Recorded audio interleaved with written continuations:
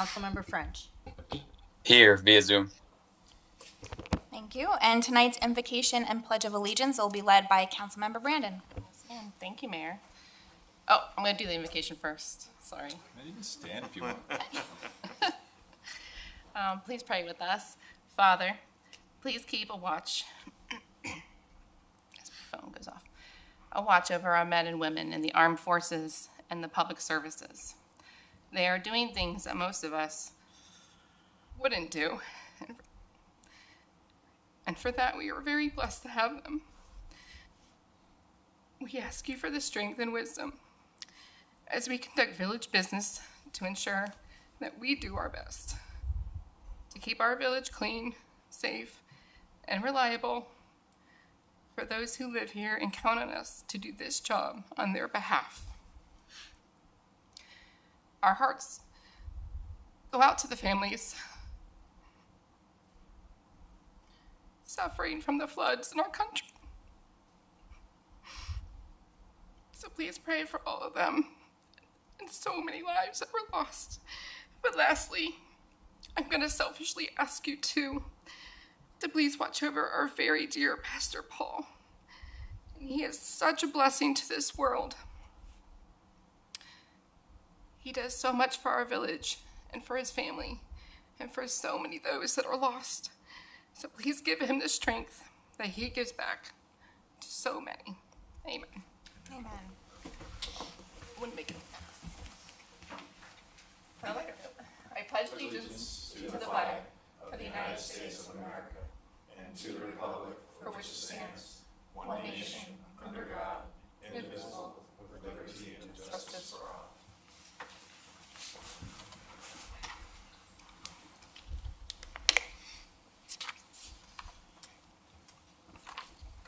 Thank you. And I think there's a header missing on the agenda, but usually take a motion to approve tonight's agenda.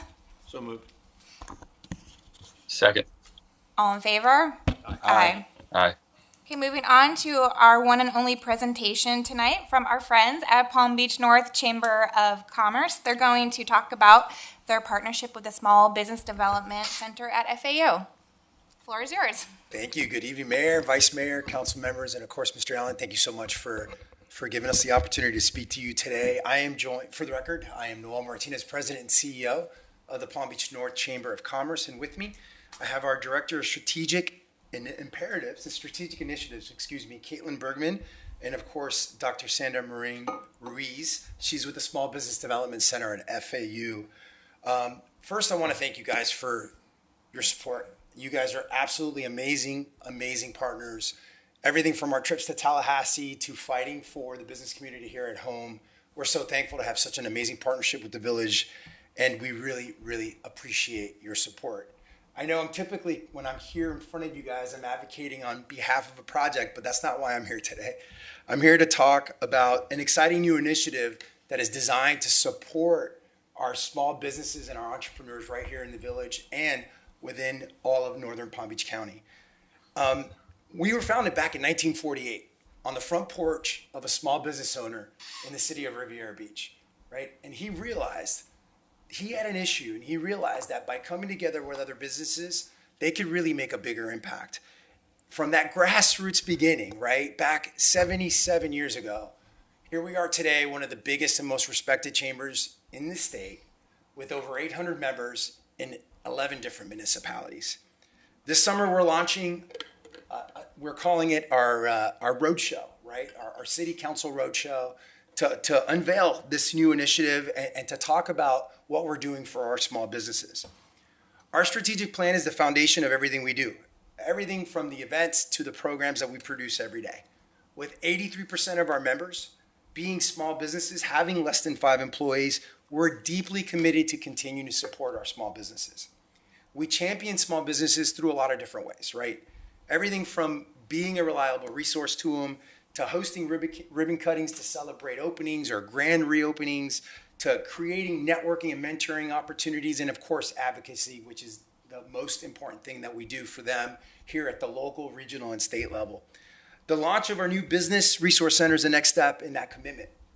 We're offering structured, accessible support tailored to the needs of our entrepreneurs and small businesses. And now I'm going to hand it over to Caitlin to tell you a little bit more about the exciting new initiative. And then you're going to get to hear from Dr. Ruiz about our new partnership with the Small Business Development Center. Hi, thank you all for having us. I'm Caitlin Bergman, again, the Director of Strategic Initiatives at the Chamber. As Noel mentioned, small and local businesses are at the core of what we do, of who we are. It's really our bread and butter, so we're excited to be able to do more for them with these two initiatives that we're here to talk to you about today. The first is the Local Business Resource Center, which is a website that we've launched that serves as a one-stop shop for entrepreneurs and local business owners to help launch, structure, and grow their businesses by connecting them with these curated tools, step-by-step guides, mentorship, events, and so much more. As you'll see on this slide, we connect local business owners with tons of essential resources, including business plan guidance, cybersecurity information, emergency management information, and of course links to all 11 of our Palm Beach North municipalities. So we're looking forward to working closer with you all to really curate those resources for your Village of Tequesta businesses. Our second initiative is a very exciting new partnership with the Florida Small Business Development Center at FAU. We'll be hosting events with them. We actually have one coming up on August 5th. It's a free event. And it's really about, I'll let Sandra tell you more about it, but it's taking your business from napkin to storefront. So all the basics there, which is exciting. And eventually we hope to serve as a satellite office for them as well, so they can bring their services to members of our Palm Beach North community right in our chamber office. So before I turn it over, I do want to mention that you, of course, don't have to be a member of the Palm Beach North Chamber to access these resources. Our website is free and open to the public. And the SBDC offers all of their services free as well. So we're excited to bring this partnership to fruition. And with that, I'll hand it over to Sandra Marin Ruiz, who is the Regional Director at the Business Development Center. Well, good afternoon. I'm very pleased to be here in front of all of you, and especially because we would like to inform the community that this is a resource available. As Katie said, this is a resource that is not only for the chamber members, but this is our opportunity to expand capacity and open doors where the business owners can access services faster and more efficiently. My name is Sandra Marin. I run the Small Business Development Center for Broward and Palm Beach County. Our host is Florida Atlantic University. The Small Business Development Center is a program of the Small Business Administration. It's a national program, but also we participate in international cooperation with international business networks across the Americas. So with that, we support the economy not only with business attraction, but also creating and sustaining jobs. Some of our services entitled business consulting at no cost and confidential. And those services are in core areas: export assistance, government contracts. Also, we prepare and support disaster relief, capital access. We support technology commercialization. And most recently, with this partnership, we started a series of cohorts in which we accelerate the businesses into our resources, but also into access to some services from partners. With those cohorts, we would like them to have products as a service, and like the Business Start is one of the workshops. Lake Park? Yes. So in our last city presentation, we had an agreement with the city of Lake Park. We will run a cohort for the new to trade so they can start businesses.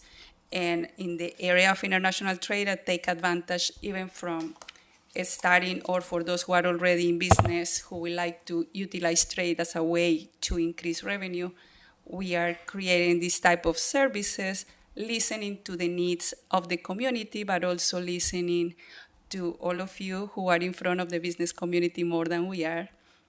So then I would like to highlight this partnership because we have an amazing campus in Jupiter, but arriving to the campus for getting services is challenging if you have been trying to find a room in there. And having access for the businesses to arrive and to access services and have somebody to talk faster than the traditional system allow them to access services is a tremendous help. And I appreciate the chamber because they opened the door to create a satellite center. And with that satellite center, we have been able to allocate resources and apply for different non-traditional funding to support your communities. So we are here with the pleasure of putting together efforts and increase the opportunities for your businesses to reach. So with this partnership, we are opening also the conversation between you all and the chamber to access our services faster. We have been solving multiple cases that otherwise they had to wait in the traditional line to have some responses. And at the end of the day, the mission for all of us is the same, is to support the local economy, support the jobs, and help our small businesses to start, to grow, and to succeed.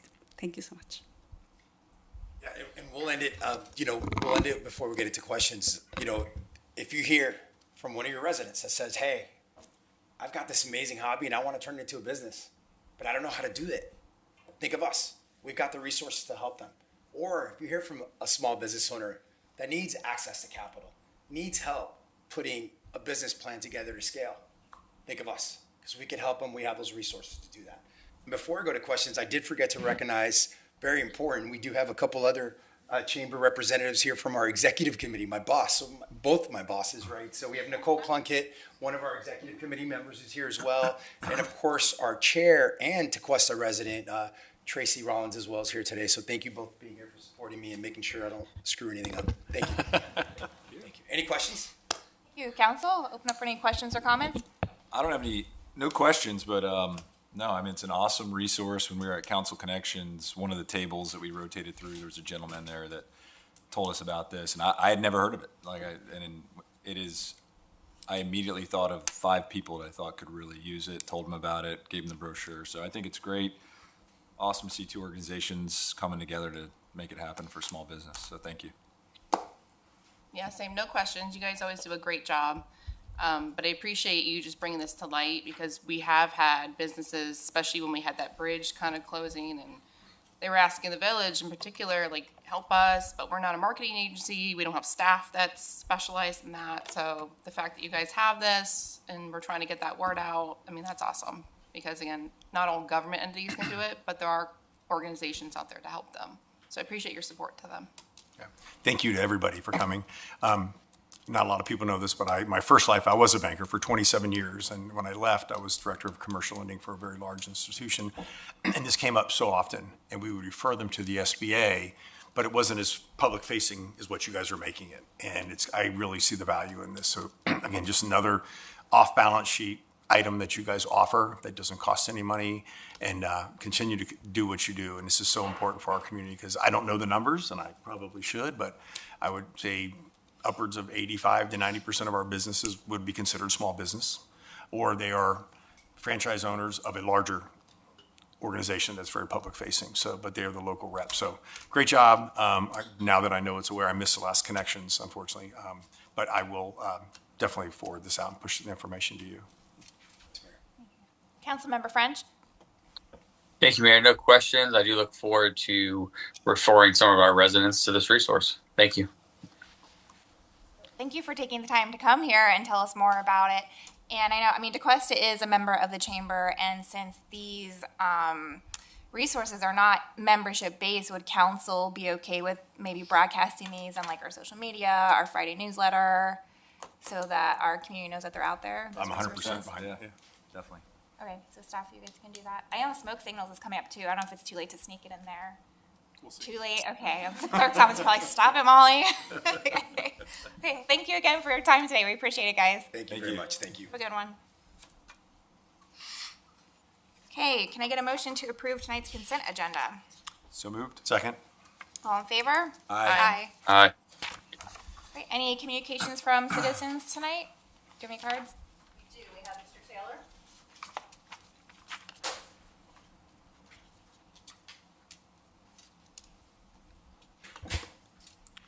Earl Taylor, 13 Chapel Court here in the Village. I have a request for council. Our present code says that anybody that puts in a hedge can let it grow to an unlimited height. State code allows me to trim a hedge back to my property line. I have a neighbor to the north of me that refuses to maintain his property in a way that doesn't harm my yard, and I'm sure it's going to be the same thing on the north side of his property.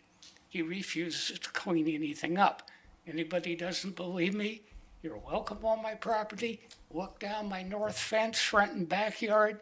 Nothing is trimmed at all. He refuses to do it. He expects me to do it, though. He complained, I guess about 2 or 3 years ago, when I had a maple tree in my northwest corner. Complained it was dropping leaves. Well, it's a hardwood tree. It drops its leaves in the fall. Did what he asked. He complained about it causing problems on his side. Did it. I've asked him more than once to maintain his property the same way. He absolutely refuses. He's got a hedge in his front yard that I trimmed it back to the property line. Common sense would tell you the thicker a hedge gets and the taller it gets, there's more and more leaves on it, which means more and more leaves can fall off. Increases the amount of maintenance that has to be done if you clean up underneath it. He doesn't. I have to do it. Why he needs a 13 to a 14 foot tall hedge for privacy, I have no idea. I have no relatives or friends that are 15 feet tall. Don't know anybody that does.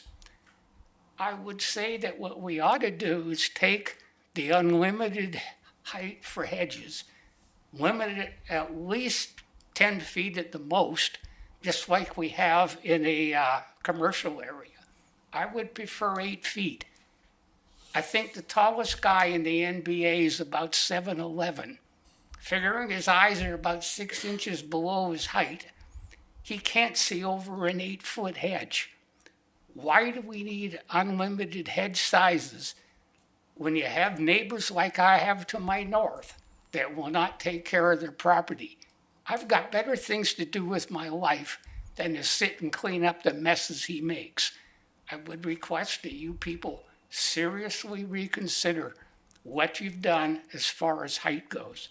There's no need for a person to have a 13 or a 14 foot hedge if he doesn't want to maintain it and clean up. Like I said, I have better things to do with my life than to do his job. His main problem, he believes in the Hillary Clinton philosophy. He's an elitist. I'm a deplorable. Elitists don't do things for us. We do it for them. I don't consider myself to be a deplorable. Thank you. Thank you. Thank you, Mr. Taylor. Jeremy, could you look into any code and code enforcement? And if you know off the top of your head, you can speak up. Okay. Mr. Harold, Mr. Taylor did talk to me about this a month ago. We looked into the issue. We do not, it's not that we put something in place that allows for height. We just have never regulated that, so we do not have a restriction the height of a hedge. If council wants to consider, we can put on a workshop agenda, at least have that discussion. Whether we do anything or not, that'll be up to council, but that would be the discussion, is at a workshop. Oh, and then from a code enforcement standpoint, is it private property matters? Private property matters if it's growing on someone else's. That's right. Okay. And so like Mr. Harold was saying, so if it grows high, Mr. Harold has the right to trim that on his property. Now, if we want to put a height restriction on it, council could consider that, and we can discuss that. Okay, could you maybe get us the code, and maybe Keith or you can opine if there's other municipalities that do kind of have that height, do some preliminary research, and then you can send it to council? Yep. Okay, thank you. Any other communications from citizens? Yep. No. Any other public comment that doesn't have to do with the agenda item tonight? Okay, moving on to communications from council. Well, I just wanted to applaud staff and everybody involved with Remembrance Park. Last night was super cool to see it, and not in plan view. And it's amazing how big it is when you're out there, and it looks awesome. So everybody involved, staff, it was great. So just want to give everybody that pat on the back for that. Yep, that's it. Yesterday was a great day. I'm going to start with that and stick to that. Same comments. Councilmember French? Same comments as well. Thank you, Mayor. Okay. Yep, I echo the Remembrance Park. And then I also just want to thank our Public Safety Department and other staff members that participated in our 4th of July events. There was a couple in the area, and they were all a lot of fun and festive. So thank you to all those involved. Okay, on to standing reports. Village Attorney. Thank you, Mayor. Just to let the council know, later this month, I will be chairing the Florida Municipal Attorneys Association Conference in Boca Raton. And after that, looking forward to being elevated to the status of past president. And that, just wanted to let you know about that. That's all I have for you tonight. Thank you. Okay, Village Manager. Yeah, as we've previously discussed, and just for the public, we are moving our normal council meeting from August 14th to August 12th, which is a Tuesday next month due to the Florida League of Cities meeting. We did talk about this last year, if there was going to be a conflict that we'd move it. Our mayor and council have been very involved at the Florida League of Cities and at the state level, advocate for the village and Tequesta and for home rule. There are several items up for discussion at that Florida League of Cities annual meeting, so it is important that I think we have 3 council members that will be attending. Property tax reform, FEMA, state Doge, and so I think it's important. So just a heads up that we are moving that meeting. It'll be posted on our calendar and all the proper notices. As you guys know, we have received all the paperwork, executed agreement for the state of Florida, from the state of Florida for Tequesta Park, and you guys have an agenda item on there that's tied to that or related to that. And so we did receive a grant in the amount up to $340,000 from the state of Florida for the planning of Tequesta Park. Dates that are on our calendar: planning and zoning meeting is July 17th. We have a village council budget workshop number 2 on July 22nd. PBA collective bargaining is July 24th. We have a village council workshop August 4th, and then of course our rescheduled council meeting on August 12th. And then I think I speak collectively for all of our staff here. Our thoughts and prayers are with Pastor Paul on a speedy recovery. He's heading for surgery next week, and so we just wish him the best. Thank you. Any questions for the manager? Nope. Okay. Police Department.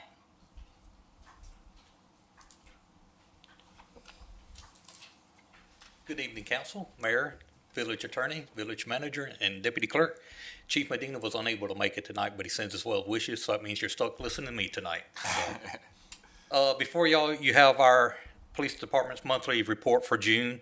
Just going to touch on the highlight of a few things that we did this past month.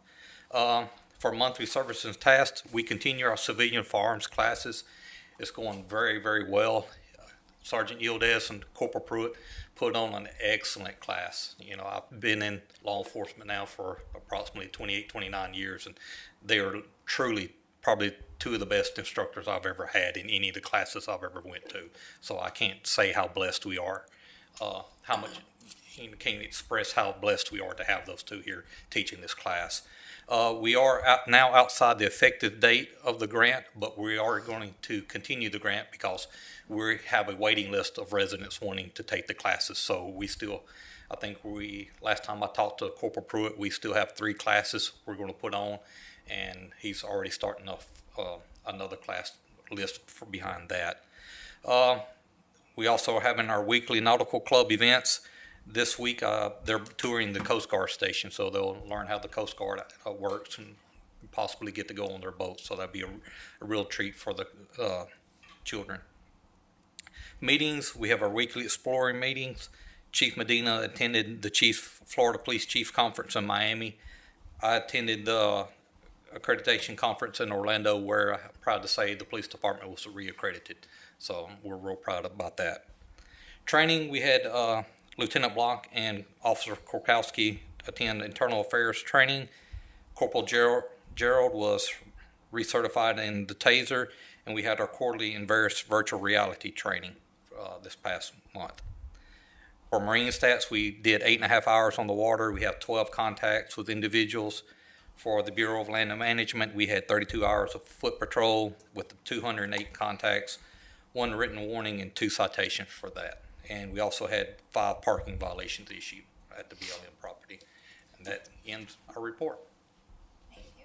Council, any questions, No, comments? thank you. It's great. Thank you. Thank you. Fire Department.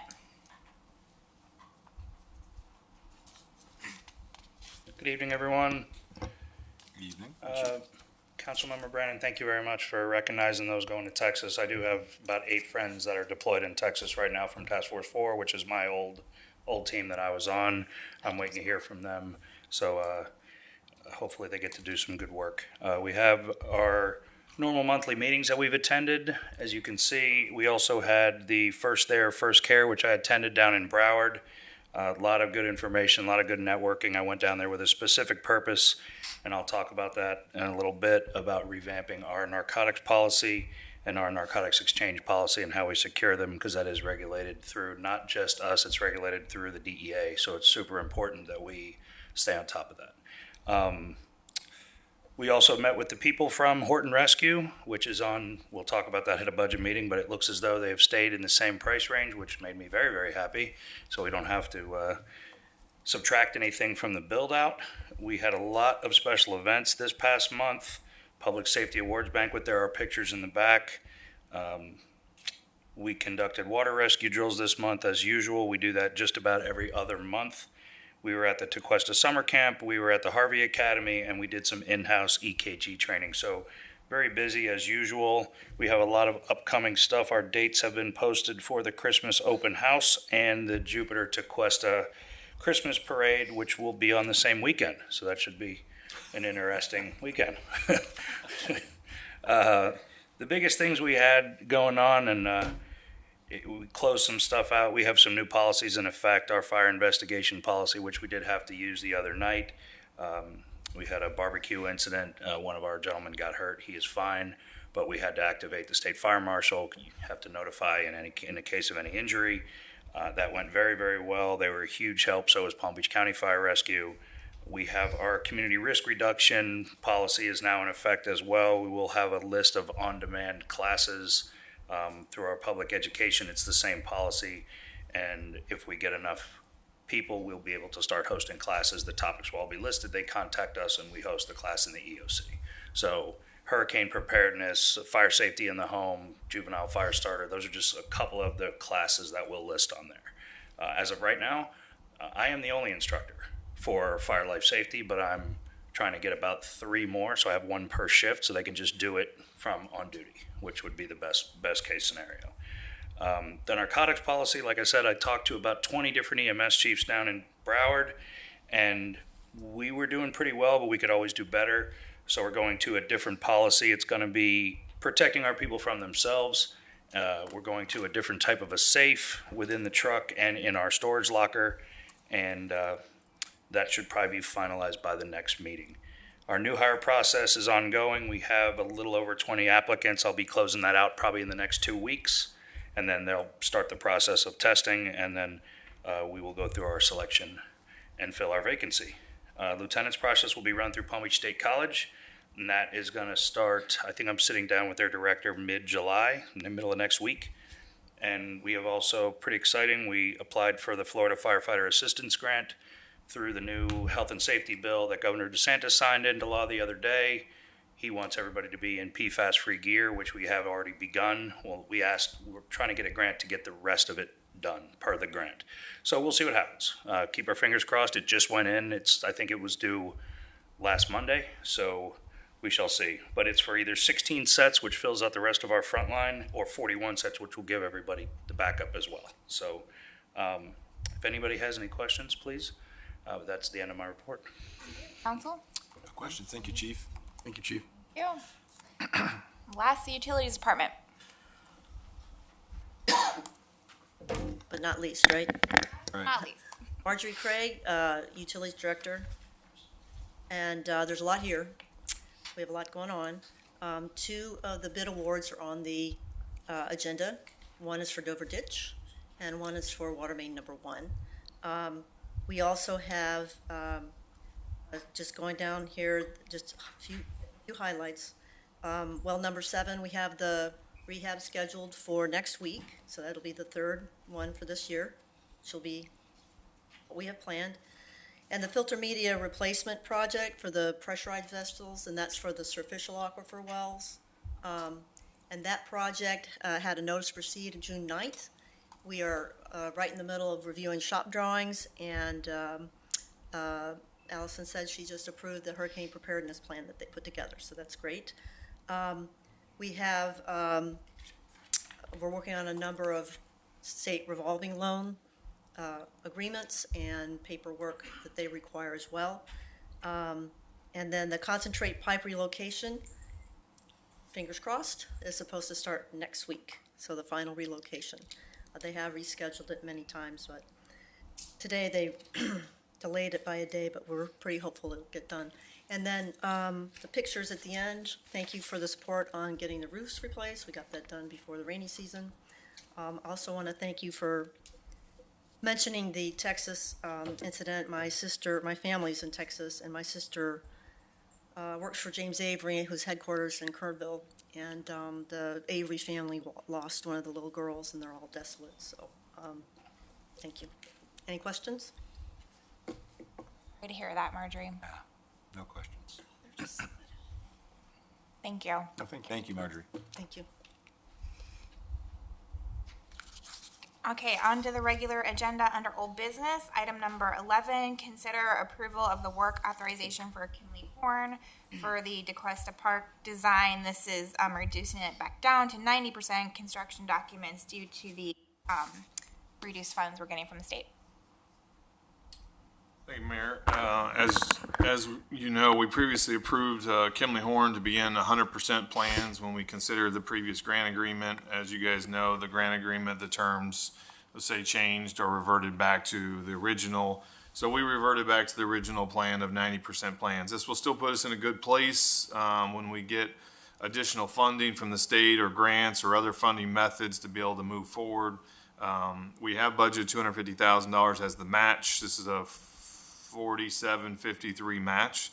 And so the difference between the 100% plans is basically 61,000 versus the 90%, which you have in front of you. We have to allocate additional $14,000. This work authorization will include the subcontracting of survey, environmental, and geotechnical services. So a version has been in front of you guys before. I believe that many of the tasks remain the same as listed, just I think part of it was going from 100% to 90%. So staff is recommending approval of the agreement with Kimley Horn.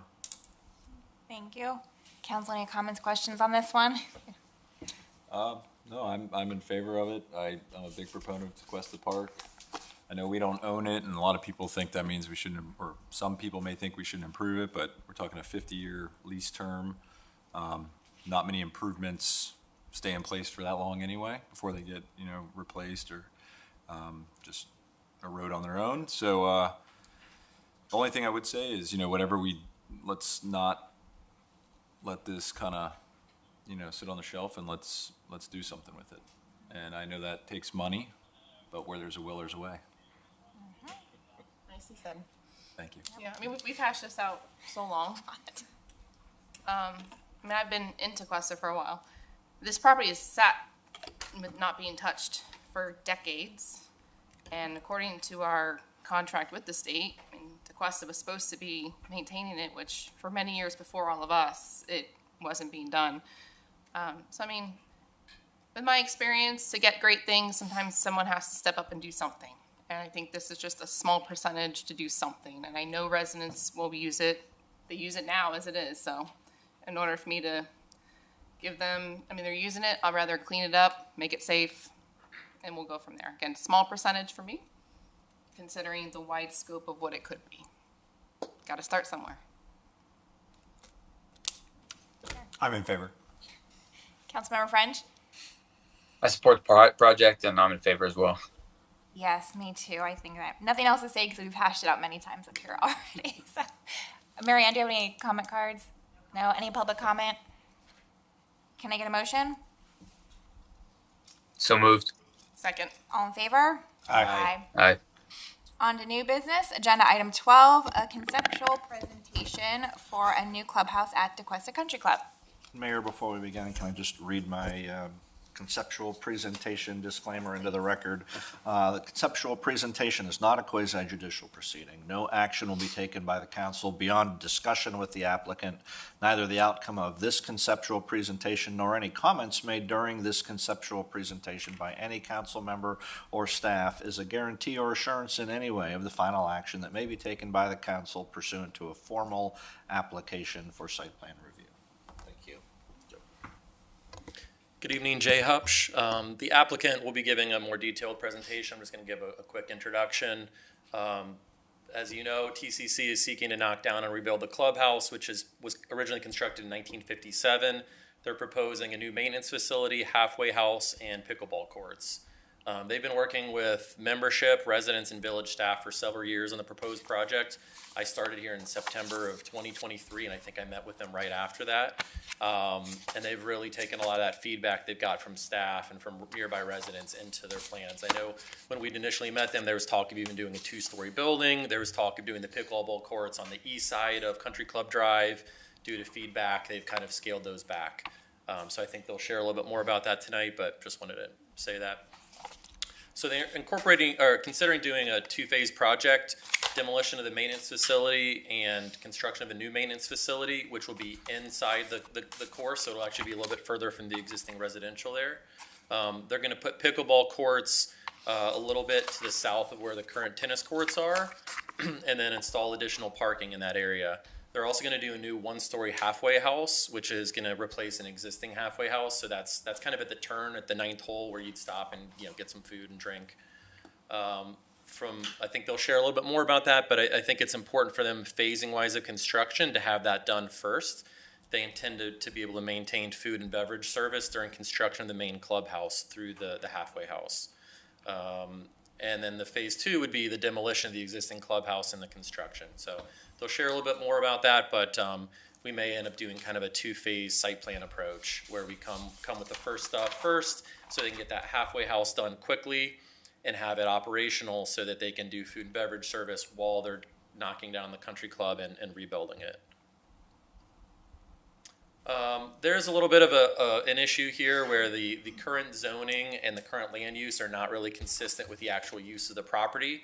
So a portion of the property is zoned R1A residential, so that maintenance facility down on the south and actually a portion of the existing clubhouse. So this is just a glitch that's been in place probably since 1957 when it was there. You'll also notice the parking lot on the east side of Country Club Drive is also zoned R1A. Because they're not actually going to be touching that as part of this project, that portion doesn't technically have to be rezoned in order for them to do what they want to do. So there is an option where that could remain if the council desired. Same thing here with the land use. It's the exact same. The land use amendment will actually have to go to the state. It has to go to the state for review between first and second reading. So it really slows the approval down. And that's another reason why I think they want to do this phase site plan approach, where they would do the initial phase and then come in and do the actual clubhouse itself and these zoning and land uses at a later date. So just a quick summary, they will be required to obtain site plan approval. They'll need to get special exception. Everything in the recreation and open space zoning district has to get a special exception. They'll have to do the rezoning and future land use amendment as well. And again, they'll be undertaking a phase site plan approach that would enable them to start construction on the maintenance facility and the halfway house first before they actually start construction on the clubhouse. And the rezoning and land use amendment would occur with the site plan approval. Nicole Plunkett from Kotler Hearing is going to give a presentation. I know we have a few other members from her team and from the country club here as well. So happy to answer any questions later.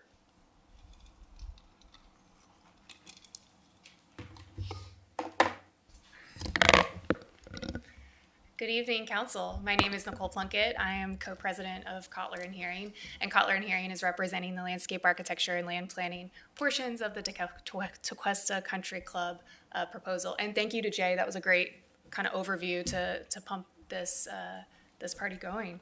All right, so We're really excited to be here tonight because it has been a number of years of working with staff, with council, with the residents on this particular project, and we're excited to be here tonight to share the update with this particular petition. We do have Tequesta Country Club here tonight. Sam Forrest and Jeff Elsner are here, so if there's any particular questions about operations or membership, they will be able to answer those questions here tonight. Don Herring with Kotler and Herring had a conflict tonight. He is currently on a trip and is unable to be here, but he has been intimately involved in all of the steps and has caught me up to speed on everything within the project. And we also have our architect here tonight, Leo A. Daly. Oscar Garcia is here tonight for any particular architecture questions. A little bit of the history of Tequesta Country Club. Tequesta Country Club was established in 1957, which means that it's approaching almost 70 years old.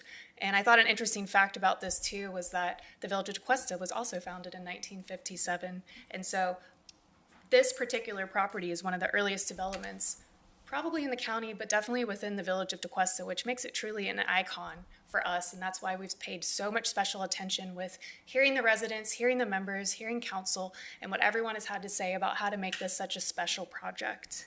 It's also important to note that this is one of the youngest club membership profiles within the county as well, and I'll go through some of those numbers later in the presentation.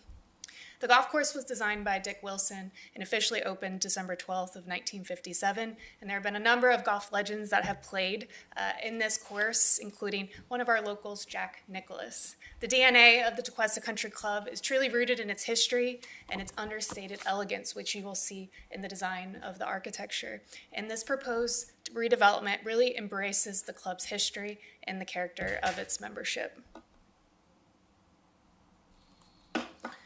As your staff described, we do have a couple of petition requests that are going to be coming through in different phases. The land use amendment is an update to amend 3 of the parcels from residential to open space and recreation, which will provide more consistency with the comprehensive plan and the existing uses that are there today. We're also going to be coming in with a special exception approval. This is simply a requirement for any buildings that are going to be within this zoning district, no matter how small the buildings are. So for our petition, we will be requesting approval for special exception on the clubhouse, the golf maintenance facility, the halfway house, and of course, temporary facilities that we might need during construction. This petition will also require site plan review and approval, and we believe that we're going to be having to ask for a couple of variances with this because as the property is from 1957 and many pieces of it is from almost 70 years ago, there are a number of things on the site that don't meet the current Village of Tequesta standards, and I'll point out a couple of them in the presentation, but for example, one of them is the existing parking lot that is pulled right up to that right-of-way here, and so we're hoping to fix some of those non-conformities within this site plan proposal.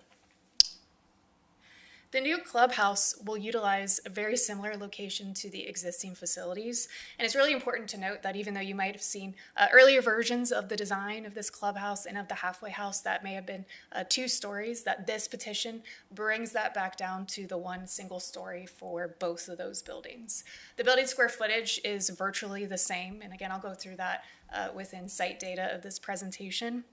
And it's important to note that pickleball, which has been a very serious topic of conversation, and there have been previous concerns for the pickleball, which was previously proposed on the east side of Country Club Drive, and we have listened and heard the feedback from the residents, the council, the members, and we are keeping it on the west side of Country Club Drive, which you'll see in our site plan petition, which means that there are no changes to that east parking lot at all.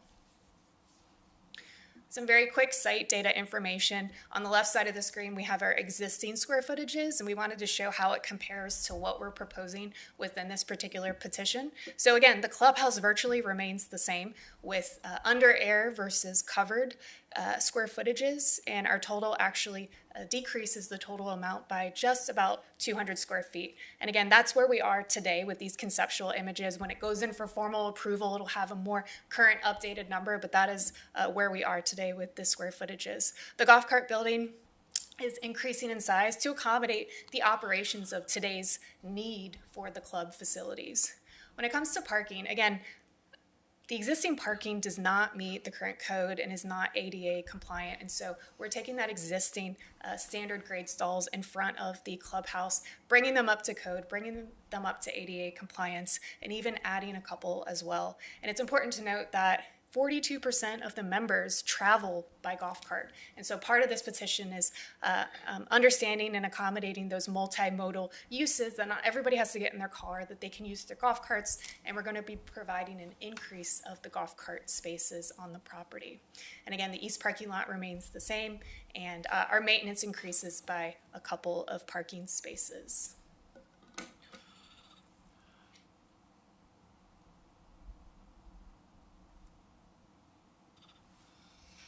So we're going to get into some of the fun graphics and aerials to show to you tonight, which is kind of the main attraction. So this is an existing aerial of our clubhouse parcel, which is highlighted in yellow.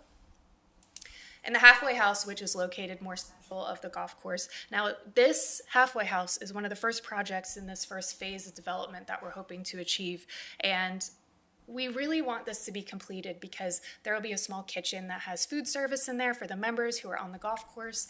And it is important from a membership perspective, and that's what we heard with communicating with the members, that this provides an amenity to the golf course as a whole. And so that amenity is not affected during the clubhouse construction. The clubhouse construction is anticipated to last around 20 months. And so we can get both the halfway house open and also the new golf maintenance facility as well for the operation standpoint, then the golf course as a whole can remain functional, provide a little bit of food service for the members, and it can still operate while the main clubhouse is under construction.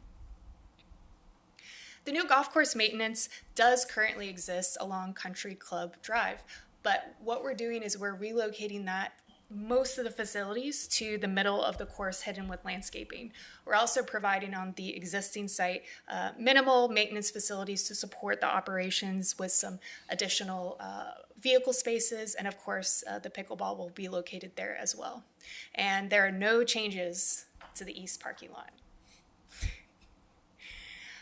This is an existing clubhouse aerial, and again, you can see with the existing parking facilities, when I flip to the next slide, you're going to be seeing an overlay, and what I'm going to be showing you within that overlay is that it's virtually in the same location, same square footage, but we are making improvements with providing additional circulation within the parking facilities. We're providing for a drop-off porte cochere covered area for drop-offs, and we're also pulling that parking back away from the right-of-way of Country Club Drive to allow for additional landscape buffers. And another thing that was missing in that previous existing aerial is you have no landscape islands, no diamonds, nowhere to put any landscaping or shade. It's truly just asphalt. And so this is a big improvement.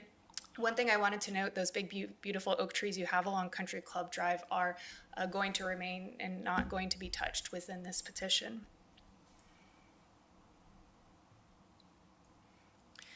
And here is our proposed site plan graphic. Again, I just want to reiterate that this is a one-story clubhouse. We have spacious covered areas that are oriented facing the golf course areas. And then, of course, our cart barn, which is highlighted on the screen here, is generally located where it is today. And this is just a little bit closer view of that with the pickleball courts on the bottom left-hand corner of your screen.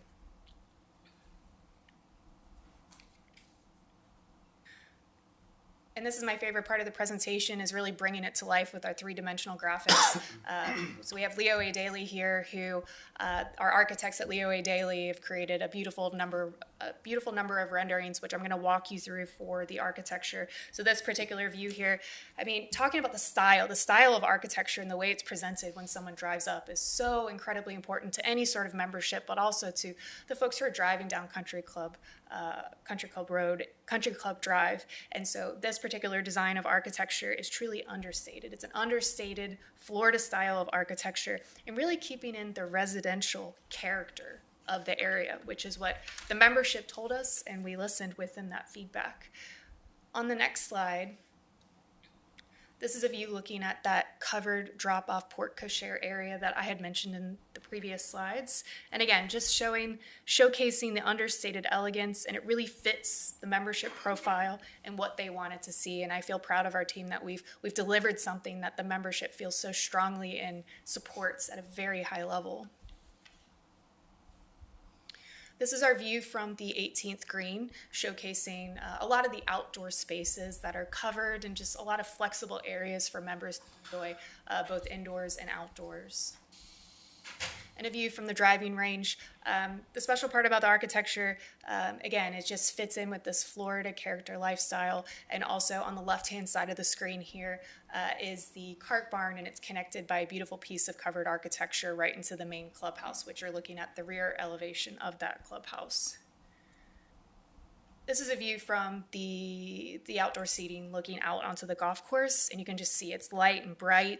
It's very coastal, and if you've had a chance, which I'm sure all of you have visited at some point, you know the existing one has very low ceilings, and yes, it's very dark. Exactly, it's very dark. And so with this redesign, it allows our architects to really pull up these ceilings and allow natural sunlight into these spaces, which just becomes so much more desirable for the folks who are members and going to be attending these spaces. And then just simple and elegant in the interior as well. And so it's a full upgrade, and we're just so very excited about that. The halfway house is existing today, and it'll be replaced in the same location. Our architect for this halfway house is through Studio Green, and they are a local architect in Jupiter, and they specialize in hospitality. And so Leo A. Daly is doing the clubhouse, and then we have Studio Green that's doing the halfway house. The halfway house is one story, and like I said earlier, just to reiterate as many times as I can, you may have seen a two-story version of it in the past, but this particular version that we are moving forward with is one story, keeping it low-key and just really blending it in with the landscape on the golf course. And looking at the elevations, it's just simple and clean. So a metal seam roof with horizontal siding, and the indoor and outdoor spaces that meet the membership needs and what we heard from the members with what they want to see out of this halfway house. We are also going to be relocating the greater maintenance area to the golf maintenance space, almost in the central area on the top left-hand corner of this aerial. And the majority of the machinery that's going to be used for golf course maintenance, blowers, other types of machinery to keep the golf course looking pristine will be in that particular area. And then the spot, which is along Country Club Drive here for the rest of the maintenance area, we do still have a cart storage area with additional parking as well. And here's just another rendering of that golf maintenance area. And we're hoping that the halfway house and the golf maintenance area, the goal of those two are to be coming through in the first phase. And closing out my presentation with a couple of fun facts. We do have full golf members, 290 members, and that is not proposed to change with this petition. The club also has a handful of social members and Legacy and Tour Pro members. It's important to note that these particular memberships are limited and exclusive as well. It's not proposed to change at this time. However, we do have representatives from Tequesta Country Club here as well who can verify all of that for me if there's any questions on that.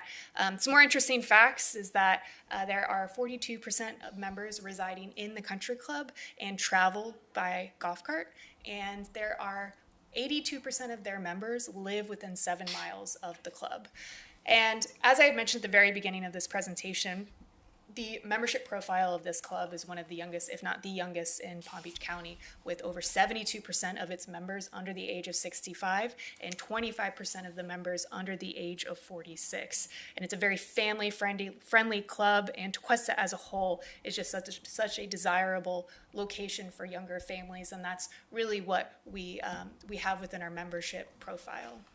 And we have a project timeline for the clubhouse itself at 20 months. So as I had mentioned at the beginning of this presentation, we've been working on this project for a couple years now, and it's important to note that we did gain membership approval on May 1st of 2025, so just a little over 2 months ago. And so now we are moving forward. Now that we've had consensus with moving forward, we're moving forward with the site plan and special exception approvals along with the land use cleanup anticipated on July 15th next week. We're also tentatively planning to submit that first phase of the golf maintenance and halfway house on August 15th, with the clubhouse coming shortly after on September 1st. And we have some tentative construction timelines as well to give you an idea of what that will look like. The halfway house and the golf maintenance construction on November 1st and clubhouse on June 1st of 2026, with the ultimate project completion in 20 months, aiming for December 31st of 2027. And on behalf of our team here tonight, I thank you all for your time and for allowing us to come up and give a project update. And we're here to answer any questions that you have. Thank you. Thank you, Nicole. All right, council, open up for discussion.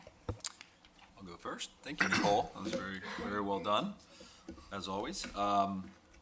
So just, I have one question. Well, first of all, generally looks beautiful. The design is very nice. I would agree. It's kind of that understated old Florida. Doesn't look exactly like the Tequesta rec center, which I think really epitomizes Tequesta. There are some elements there that I think are very similar, so I think it ties in well. I just had one question though. So you did say no changes to the east parking lot. So does that mean, will you be seeking a land use, any type of land use amendment for that specific parcel, or? That's a great question, and I appreciate you having me clarify on it. Yeah. We are at this time moving forward with the land use change to accommodate the comp plan update, and again, just to kind of bring it up to what it is currently being used for today. However, I know Jay had mentioned in his presentation that it's not required to move forward with that, so I believe we just had a quick conversation back there. We are open to discussing that and hearing feedback from council on that particular item, as we value your feedback on that. Okay, so we've determined that could be two separate. Have we come to a resolution on that? Can we talk about what Jay I think highlighted is that particular property or parcel on the east side does not have to, and you can separate and you can do the land uses for the west side of that, and it still move forward with their plan. You know, in an ideal world, you know, we do rezone that, but it's okay if council has some hesitation with that, we can still move forward. Okay. Yeah, I don't know if I have a huge opinion right now, but given the friction involving that property, and seeing as though there's no plan to do anything with it just yet, part of me thinks that, you know, maybe it'd be good to wait to see what the club wants to do with it, and then at that time we can figure out a use for it. But I'm not saying that's my stance or would be my stance at this time, but that's kind of where I'm at right now. I think it'd be good for the council, whether or not we're even up here at that time to opine on it, but we'll see. That's all I got. Thank you. It was really nice. Thank you. So that was actually one of the first things when I got sent this. And it's mostly just because that parcel is over on the other side of the road, completely separated, really is only ever used for parking. And again, it just came down to, is there a need to have to change it? Rather than just we want to change it, is there a need to change it? And that's really what I asked staff, was just a little more in-depth explanation if it was attached to the overall club parcel. So again, I'm not really sitting one way or the other on that. That was my overall, was just every time we look at any kind of development, I always look at, is there a need for it, or is this a want? Secondly, I will give you kudos. You all definitely did your legwork, because I know this has been years, and I have been here for many, many, many years now, and I've been in that club. I've gone to many events, and I take my kids there, and it's shockingly how long time, or how fast time has gone, how long it's been since you guys have really done anything with that club. But to that extent, I would like to say thank you, because I know there was a lot of negative vibes sometimes coming towards you guys, like the 2-story, the pickleball courts on the east side parking lot. Thank you for taking that negative feedback, because that's never easy. But I believe in, and I do this with kids I teach, you got to take the positive and the negative and figure out how do we make this work. Because like you said, this club is an icon. And it's literally one of the first things that's a part of Tequesta. The east side came later. So I appreciate you guys trying to make an effort to really make sure that it stays an icon and everyone loves it, whether they're a member or not. And the interesting thing is you guys are moving the things in the middle of the golf course. It's interesting.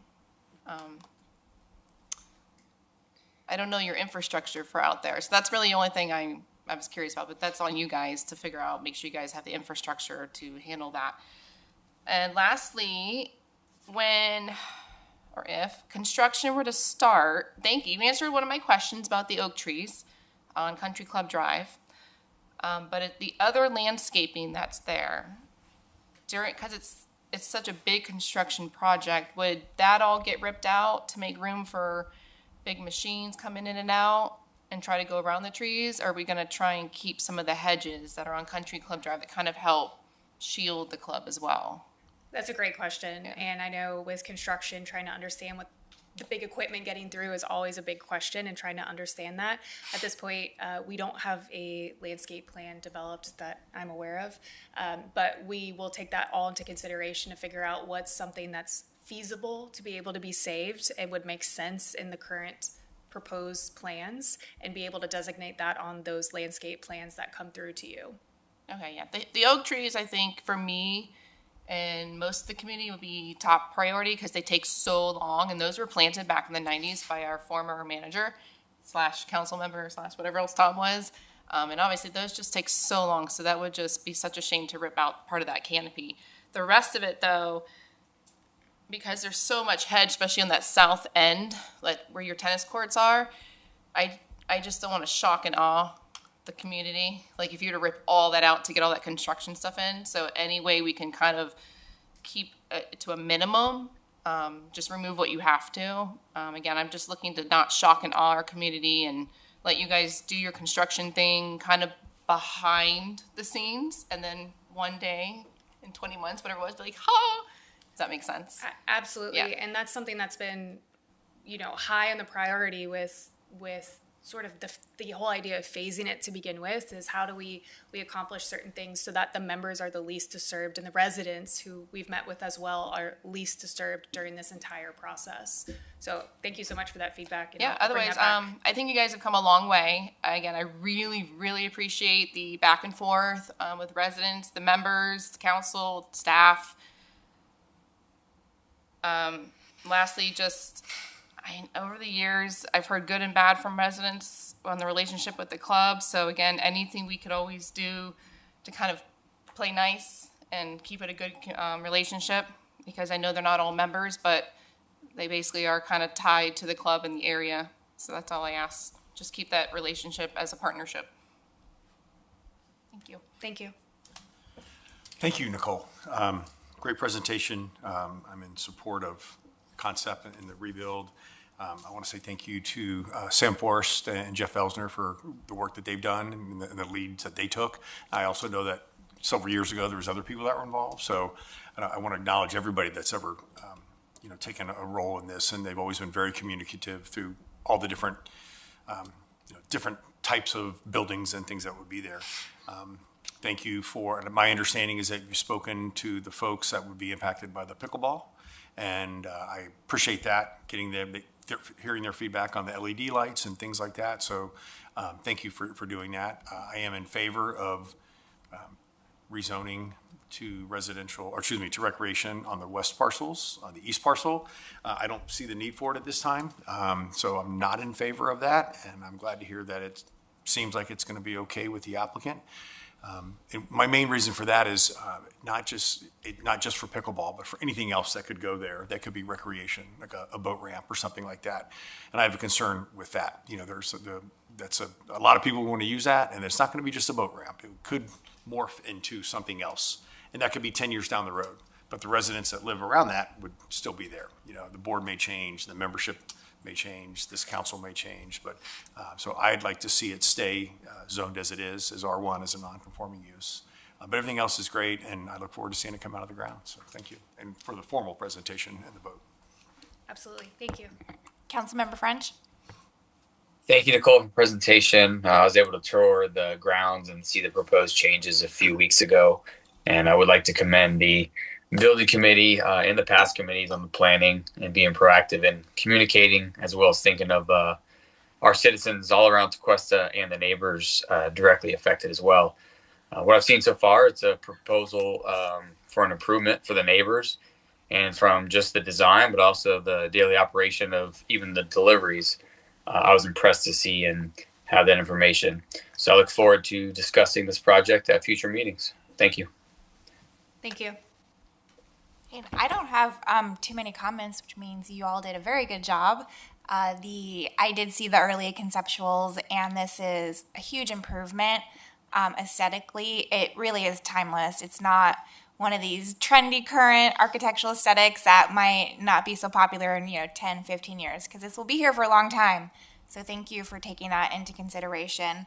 On the rezoning for the east lot, I really am on the fence. I take any land use or zoning changes very seriously. I really only like to do them if it really makes sense and there's a real clear need. So I haven't made up my mind, but I am on the fence, if that helps you. There was I don't think it was on your presentation, but on the backup that council has, it's in the agenda, there was a future multi-purpose building shown. I guess it was kind of northwest of the cart barn. Can you tell us what those plans are?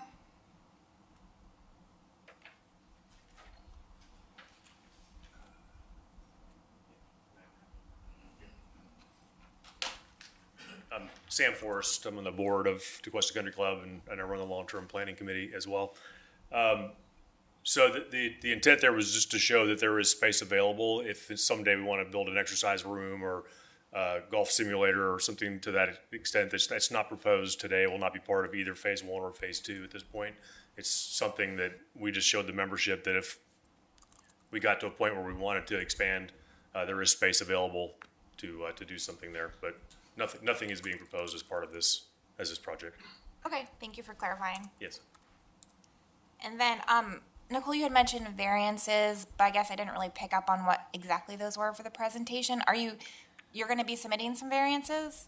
It's possible. So from what I understand in talking with Don Hearing is that there may be a couple of variances due to existing nonconformities on this particular property. We're going to do everything we can to bring it up to code to not have to ask for those, but I do believe that there are going to be some, and I don't know, Jay, if you've got any color that you can add to that. Yeah, I think she's referring mostly to like landscape islands and things of that nature. I think the intent is to make it more conforming with the code, so Keith and I will have to kind of look at it and see if it rises to the level of a variance or not. We haven't really seen the landscape plans yet, so we can't make that determination, but it's not going to be for the structure, it's not going to be for setbacks, it's going to be probably for kind of small things, so we'll find a way to make it work. Okay, but so it sounds like they're mostly just for existing nonconformities. You're not going to be bringing anything new that doesn't conform. It's kind of working around what you got right now is what it sounds like. Okay. And when there's opportunities where they're making it more conforming, we'll see if there's any leeway to not make it a variance, right? No one wants to have to do a variance. Okay. And then this is kind of a silly comment, but I noticed on where the pickleball courts are, were there stalls that say bins on it? I don't know if those are the dumpster locations. If they are, those are really close to a home. So if those are supposed to be dumpster locations, maybe if we could not have them right next to a home. I think it's a bin, unless I'm imagining it. Where is it? It's that would be the south of the pickleball courts. Is that a backyard right there? Okay, I got clarification. So that's in the portion of the maintenance facility there. See, I guess I don't have a mouse. Yeah, if you zoom in down there. So So even though the majority of the maintenance, the main operations is being pulled into the golf course, there are still a handful of smaller operations happening within that existing area. If you go a little bit to the left, yeah, there we go.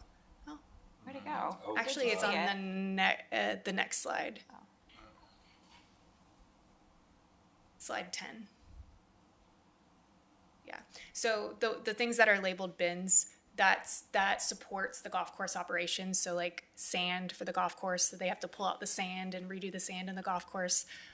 So those are the types of things. It's not a dumpster for trash. that's it's totally just fine. it's just to provide an additional storage areas for the stuff that's going to need for the operations of the golf course maintenance. Okay, yep, that, I just want to make sure it was a dumpster. Yeah, It was no, so close to someone's home, and those can get stinky even if they're serviced, frequently. So, okay, I have no other comments. Are there any public comment? Thank you. Thank you. Mr. Steve Osborne.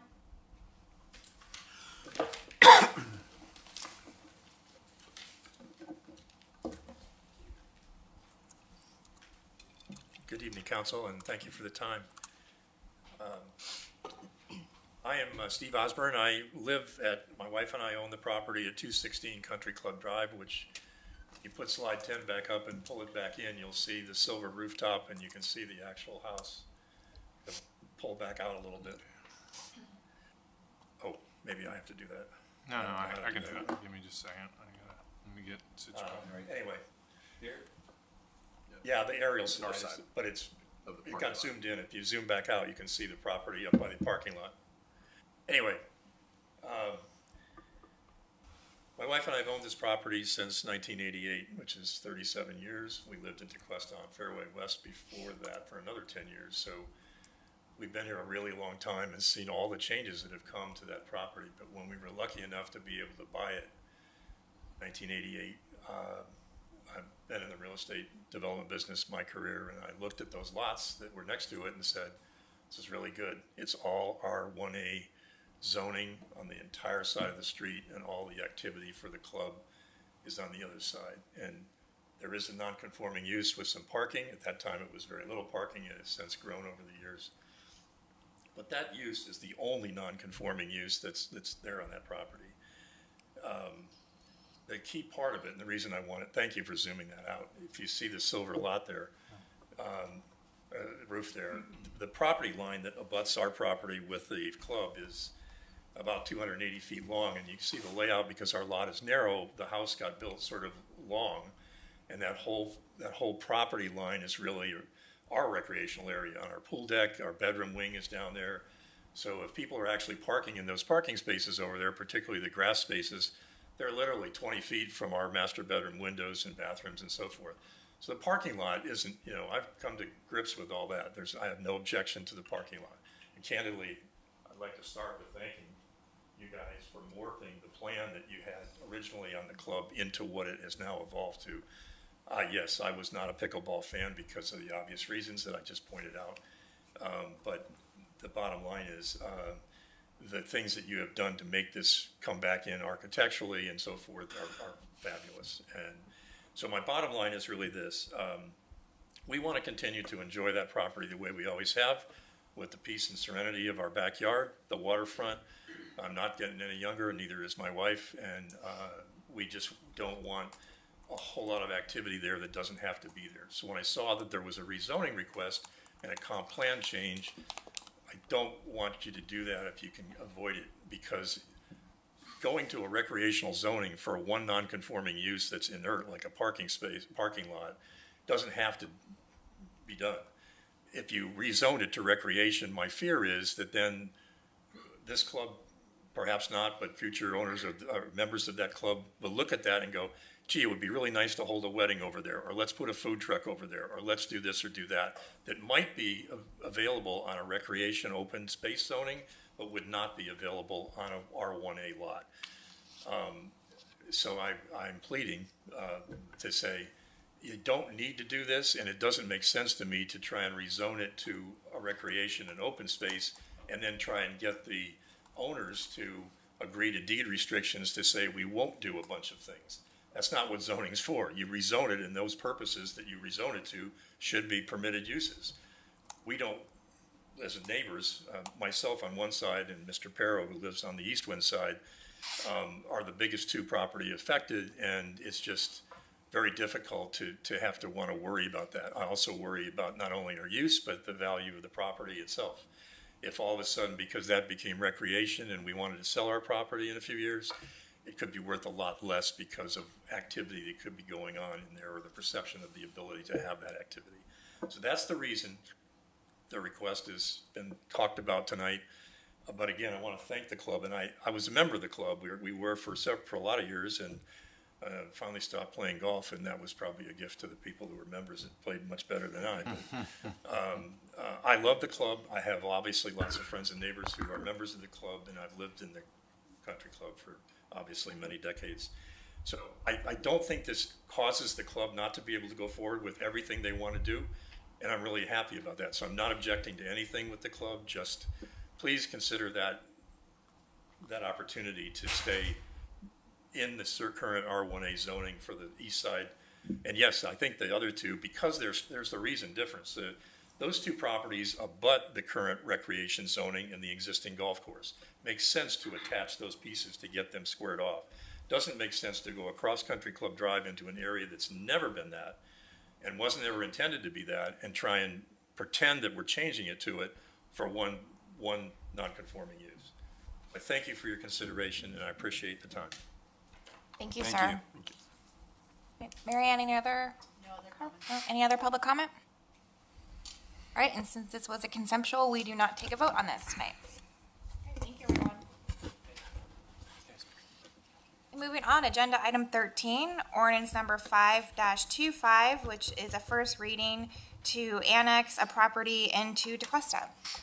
Thank you, Mayor. Ordinance 0525, ordinance of the Village Council, Village of Tequesta, Florida, providing for the voluntary annexation of additional territory owned by Robert and Amy Swan to be included within the village boundaries in accordance with Article 8, Section 2C of the Constitution of the State of Florida, Section 171.044 Florida statutes, and Section 4.02 of the Village of Tequesta Charter, redefining the boundaries of the Village of Tequesta to include all of said real property, directing the village manager to do all things necessary to effectuate this annexation, directing the village clerk to file a copy of the ordinance with the clerk of the Circuit Court in Palm Beach County, the Chief Administrative Officer of Palm Beach County, and the Department of State within 7 days after adoption, providing conflicts clause, severability clause, and effective date and for other purposes. This is first reading. Thank you, Keith. Jay? Thank you, Mr. Allen. Oh, sorry.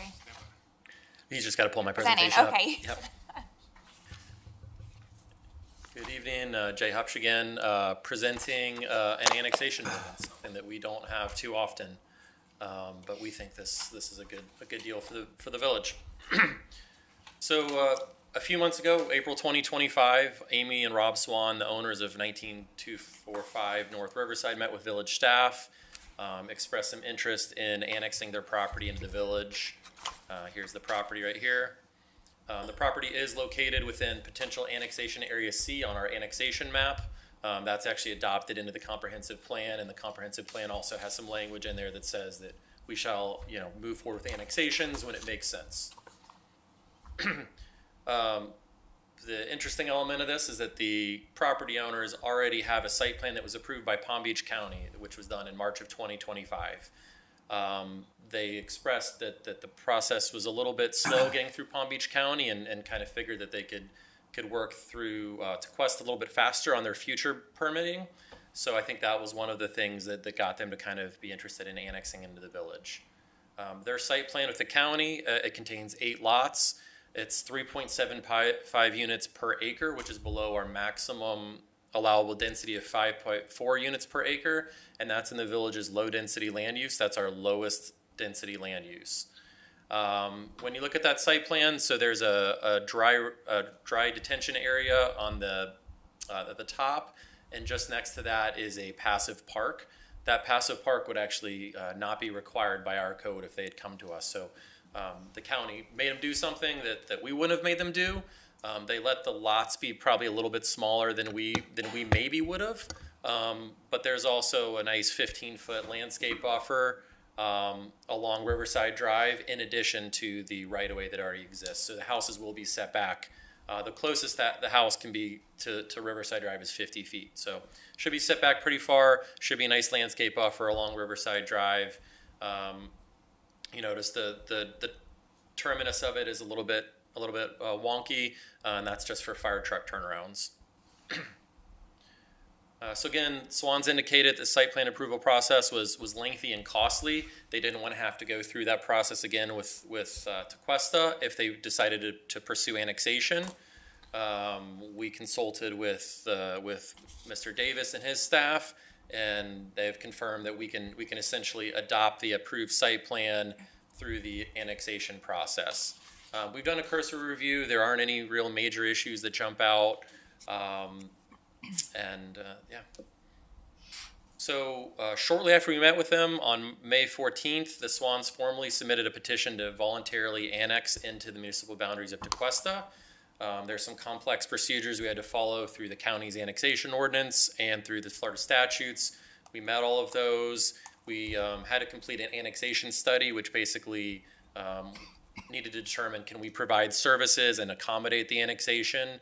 And we did that and determined we were able to provide services to the property with no issues. We provided all these to the county, and on June 24th, Palm Beach County provided a notice to the village that they have not identified any issues with the annexation. If this is approved tonight, second reading will be, well, August 14th, now August 12th. If it's adopted, the village clerk will file notice to the clerk of courts, the Department of State, and it will essentially be effective, and it will be in the village of Tequesta. We will also have to process a future land use amendment and rezoning to designate land use and zoning classifications for the property, and it will also update the village's municipal boundaries. We actually also need to update our comp plan anyways to make Remembrance Park Phase 1 recreation and open space. The land use there is still residential, so we figure we can kind of do that at the same time. Additionally, the Swans would have to submit a plat application to the village. I'm not sure if council's aware or not, but plats are now administratively approved per state statute, which just got passed. They'll also submit a horizontal site plan permit, which we will review. It'll go through engineering, it'll go through building, fire, and everything. And then once those two are approved, they could then start applying for single-family permits for the individual homes. And with that, that's my presentation. I will note the Swans are on vacation for the entire month of July, so they are not here tonight. I know they would have liked to have been, and I think they will be back in town, and they would be at second reading if it passes tonight. But I can answer any questions that you have. Okay, thank you, Jay. Council, I'll open it up for discussion. I have no questions, but staff and council don't often get to both open a park and annex a property all within this time frame, so I feel I'm for it. That's all I got. Thank you. All right, so our item is about annexing. We aren't doing any kind of like site approval. I just want to say that like 8 houses on that lot seems a little tight to me, but they went to the county and got approval. I would love to see some visual designs just for fun, but again, that's just me personally being curious. The dry retention to the south of it, never seen that filled with water, correct? I haven't. I know they've done their homework. I just want to make sure because obviously they're going to sell these homes once they build them. And again, that's going to be our job if we annex them in to make sure that the infrastructure surrounding it is, safe and for those future residents. So I'm sure they go through your process for elevations and this and that, but I don't see why we wouldn't annex them in if they want to join us. I mean, I'll welcome them. And thank you for answering the question on the cul-de-sac. Just looked a little interesting. Yeah, agreed. Only because I would think it would go the other way, but that's just my engineer head. I thought it would, yeah. That's where I'm at. I don't really have any objections at this time. So just to interject, through the building process and the review that our staff will do, they will have to make sure that they don't drain onto other properties. That'll be done in the civil review part of it. What Marjorie and her team do, they will make sure the water and stormwater is accounted for. They shouldn't be able to drain. They have to keep their own water on their own property. So your concern will be addressed. I appreciate that. And that's probably where I was going with it, just because nothing's been there for so long.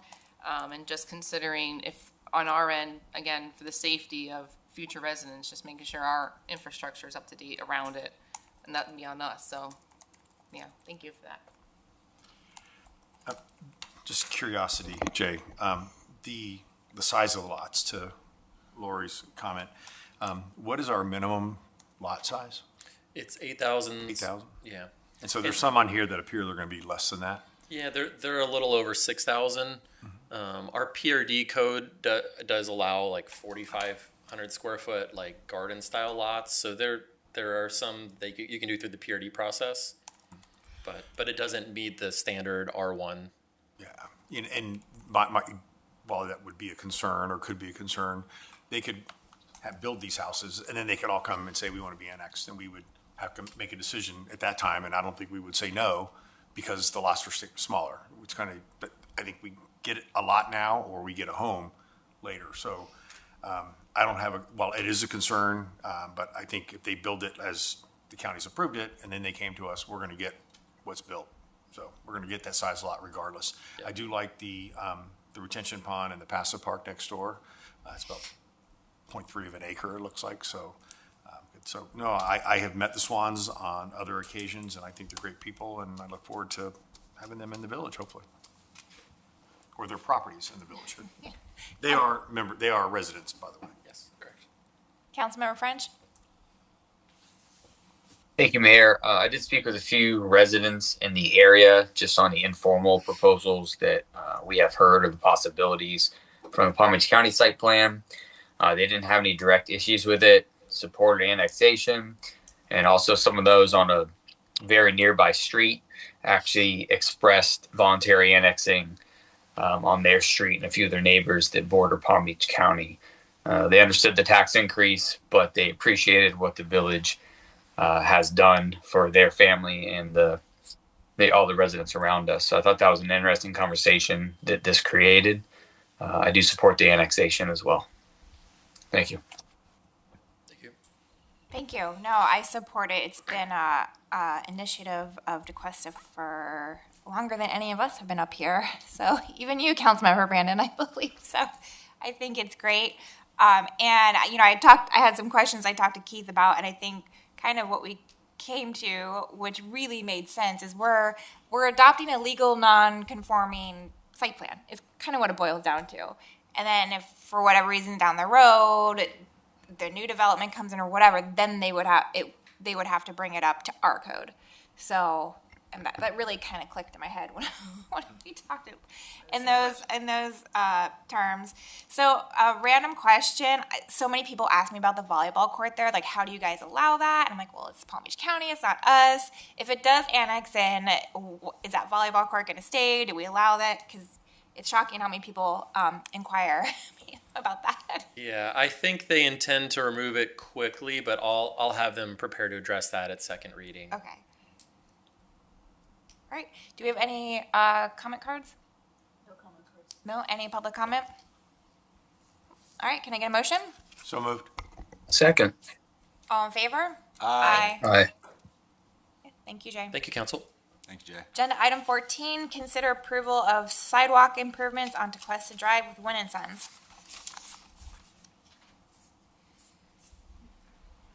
Good evening, Doug Chambers, Public Works Director. Public Works Department is seeking consideration to approve sidewalk improvements on the north and south side of Tequesta Drive from Venus Avenue to US 1.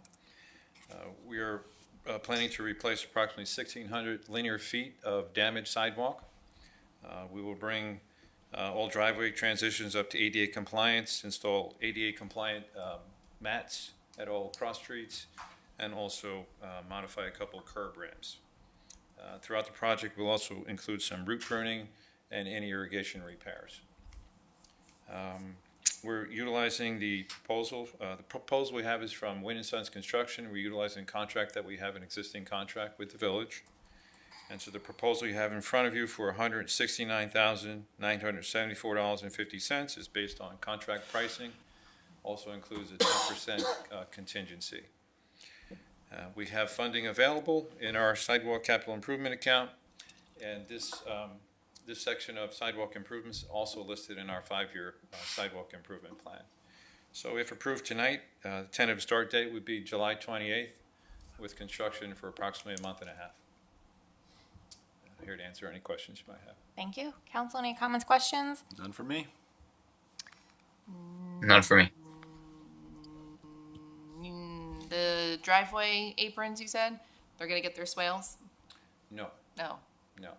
Any sidewalk that's more than 2% slope towards the street or towards the driveway apron, there'll be a transition piece. So we lift the sidewalk and fix just a small section of the driveway apron. Okay. We're not replacing full driveway aprons. Okay. Oh, thank you. I supported this. I wish we could do more sidewalks. So thank you. Okay, any public comment? Can I get a motion? So moved. Second. All in favor? Aye. Thank you. Thank you, Doug. Agenda item 15, resolution 10-22, which is to make some corrections to a previous resolution for a SRF loan for the utility permit. Hi, Marjorie Craig, Utilities Director, and it's just merely to correct the loan, or the number that was in there, which is DW 502701, and it should be DW 50271. So the first number is really a loan number, and the second number, the number that it should have been was the project number. So there's a lot of information here, but it's basically laying out exactly what the resolution does and just corrects basically an error. The same one as what was approved in October. Thank you. Any Council, any comments, questions? None for me. Marjorie? No. Any public comment? No public comment. Can I get a motion? So moved. Second. All in favor? Aye. Agenda item 16, consider approval of a contract with Ferrera, did I say that right? That's For right. Water Main 1. Yeah, Marjorie Craig, Utilities Director, and this is for Water Main number 1. It's along Tequesta Drive, and we will be coordinating with Doug on the sidewalk stuff, make sure it's not conflicting there, because we will be, it'll be much like we experienced in Country Club Drive. So we've got the engineer of record has recommended this award. He reviewed all of the submittals, and the apparent low bidder was indeed the most responsible low bidder, and we recommend approval of this contract. Thank you. Council, any comments, questions? What is it about that section? That part of the road? No questions. I'm done. Okay, any public comment? Can I get a motion? So moved. Second? Someone say Second. All in favor? Aye. Aye. All right, agenda item 17, Marjorie's still on deck. Consider approval of the Blue Terra contract for the Dover Ditch Living Shoreline. Yes, this project, we've been, we waited for permits for about a year, got those. We're ready to get started on this stormwater project to create a living shoreline on Dover Ditch and award it to Blue Terra for $304,289, almost $90. The engineer of record reviewed all the submittals and checked all the references, and Blue Terra met all the criteria, and we are looking forward to get started on this project. Any questions? Yep. Council, any comments or questions? Oh, and this is also part of a grant, so. Right, ensuring with Town of It's Jupiter. a joint project with the Town of Jupiter. We pay 60%, they pay 40%, but half of the entire project is paid for with a grant. Thank you. Any comments or questions? Councilmember French? No, thank you. I have two minor comments. I know, like DEP and Army Corps permits, they oftentimes have very strict construction requirements and guidelines on them and construction reporting. Are those going to be part of this contract? Like, how do we tie them to that? So, the engineer of record will also be providing the construction engineering inspection services, and we'll make sure that those permits get the reporting that they need. Okay, and then are they going to be making sure that that contractor complies with all the construction requirements in those permits? Yes. Usually it's like a couple pages, especially in the Army Corps permit. All the DEP ones too. Yeah, they're very complicated, and the project itself is a fairly small project, although it's expensive. But this project is going to be a win for everyone. Okay. See, as long as the engineer helping, we'll keep a good eye on that, because that stuff's really important. And we'll also you can be get in out trouble there as too. well. Yeah, we'll be out there as well. Awesome. Okay, thank you. All right, any public comment? Can I get a motion? So moved. Second. All in favor? Aye. Aye. Agenda item 18, approve setting the proposed maximum ad valorem millage rate.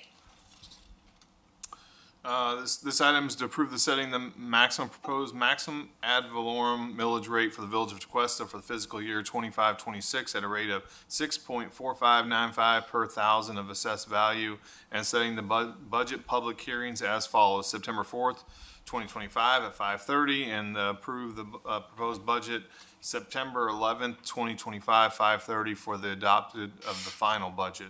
The maximum tax rate is established at this meeting. This is the rate that the Village Council cannot exceed after this point, and the Village Council can reduce the millage rate if desired in the future. Staff recommends setting the maximum tax rate at the current rate of 6.4595. Thank you. All right, council, any discussion on this? None for me?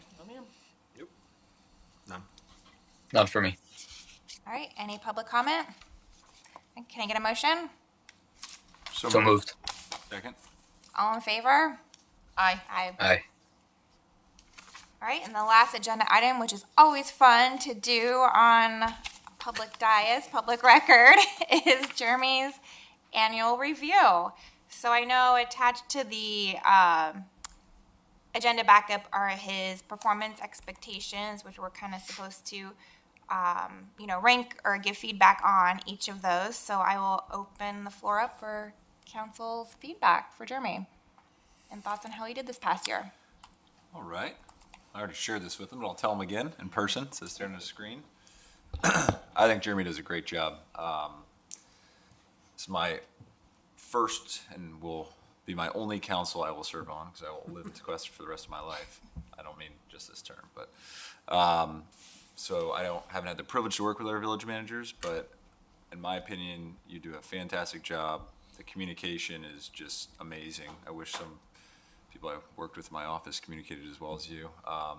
You're really, really good at keeping us all in the loop, which sometimes I wonder how much of a pain that is, because you can't, you have to call us all individually and just let us know what's going on, all the emails, and the staff seems to really enjoy working with you, which I think is the biggest.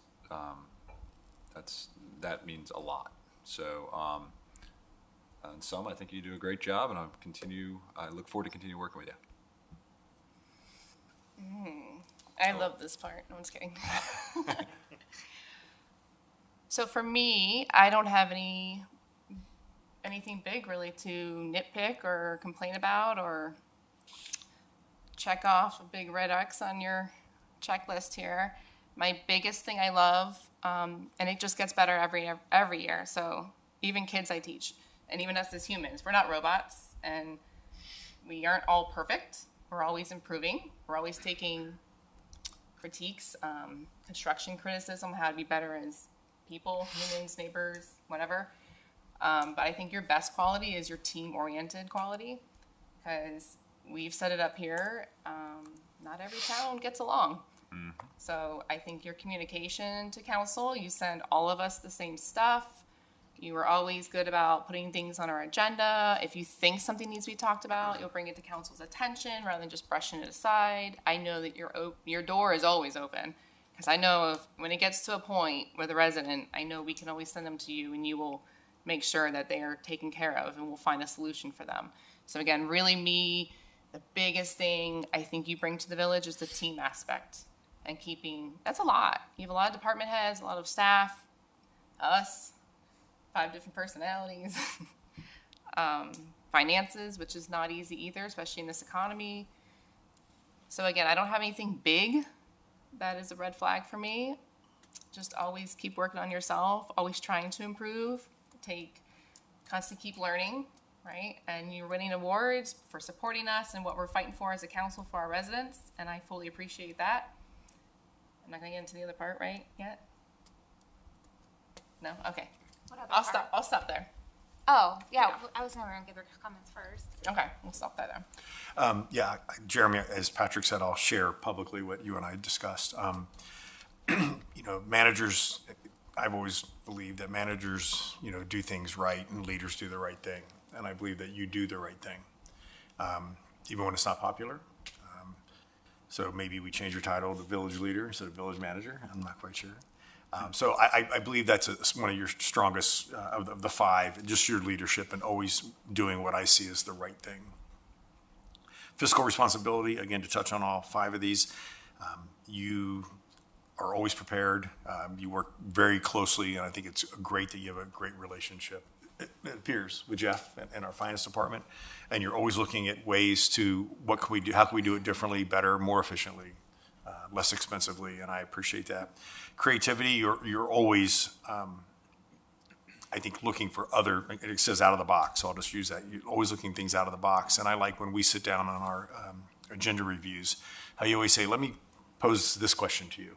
Let me look at it this way. Have you thought of this and you've thought of that? I think it's a very non-intrusive way and non-threatening way to say, hey, Rick, because I tell everybody, I look at life through my eyes and based on my life experience, and there's five of us up here, and then there's Keith and all the staff people, and you're very good at saying, did you think of this? Community and public relations, I think you're available all the time. You're supportive of everything that the clerk's office wants to do, and community development. That's great. And the last, council relations, I think is where I'm equally as impressed as with your leadership. You make me prepared. I have never felt unprepared going to any meeting with a resident. I call you before I call people back if it's something. And I think the best thing that you do is that you make me look good. And I believe that you make the rest of us look good. And you put your ego aside and you do what is best for the village. And I think that's what I value the most. And I said that our relationship is that you make me prepared, and you make sure I'm prepared, and you make sure that I'm not in a position to fail. And I think that's it's an amazing character that you have, character trait.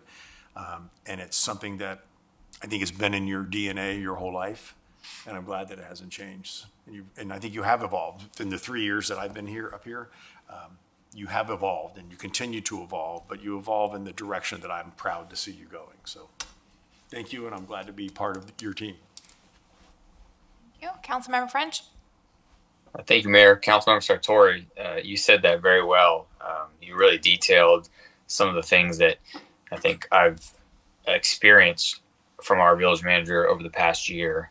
And I really appreciate you saying those things. I was kind of motivated right there. And, as the newest member, our village manager has given me the opportunity to, reduce my learning curve by some of the educating he's done with us and being neutral on issues. And just being, just like you said, Councilmember Sartori, as a leader to the village. And I really think he's a great example of a true leader to me. So, Jeremy, thank you for, all that you do for us and our residents, and the sacrifice from your family as well. I know there's some long days in there or long weekends, and your fishing skills could definitely use some practice, but hopefully we're easy on you as a council and continue to get to work with you as a village manager in the next few years, and I look forward to learning from you. Thank you. All right, I'll just echo what everyone else has said. I don't have to regurgitate it. I do say truly, if you weren't, as great as a leader and so good at your job as everyone has said, the culture here would be different. The demeanor with staff would be different. This is a great place, and a lot of that is because of you. Jeremy always makes a good point. If I'm just finding out about something at my review every year, I'm doing a bad job. And that's true. Anything that I've had questions or thought, maybe we could tweak something here, he jumps on it right away and works on it throughout the year. Some specific, I know, the billing department, utility department, EAC, you've really kind of streamlined some things in those departments in that committee. And I know, one thing that is a concern to me that we've openly talked about is, funding solutions going forward. We've had an incredible wave and ride of increased revenue this past couple years. And as we all know, as we've talked about in our first budget meeting, that is potentially going to kind of slow down. But I think you take that very seriously. I know you're already thinking about that, and you're going to keep working towards, some more concrete plans and solutions, and keep us with, Jeff in the finance department in a good place that we've been for quite some years now. So thank you for everything you do. I think my only other thing is, like public relations. I'm trying to get you to the FLC conference. We moved the meeting. Let's get Jeremy there. There's so many other city managers there. It'd be great to see you there with us. And then when it comes to his raise, I know the contract is he gets the percentage that the rest of the non-union staff get. So of course, I'm on board with that, and I was suggesting a $17,000 bonus as well. Typically, I think we've done the raises effective October 1, but we usually do the bonus immediately. I think that's what we've done the past years, right? Correct. Is that in line with what we, I don't remember last year? Last year, I think it was $15,000. Okay. Yeah. Okay. But the compensation increase was the same as the... And it's non-union per his contract, yeah.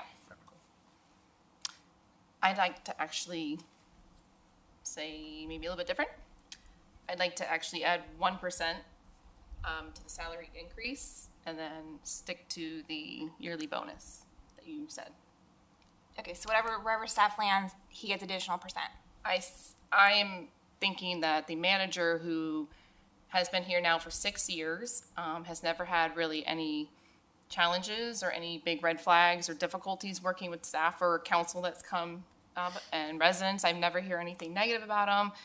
It has been set up here too when we talk about other departments that we are constantly looking to be competitive and keep quality people. And again, looking back the past 6 years, I don't see anything that would not reward that. Like, if that makes sense. So I'm going to say we should give 1 more extra percent to the manager's salary raise for the year.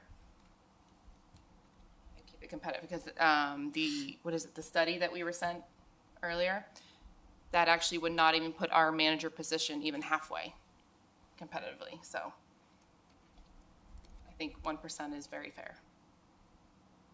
Okay, council, what are your thoughts? And Councilmember French, speak up whenever. I don't have to call on you. Okay, thank you. No, thank you. So I just want to be clear, Councilmember Brandt, are you speaking of the bonus or the salary? The 'Cause salary. I did have some salary.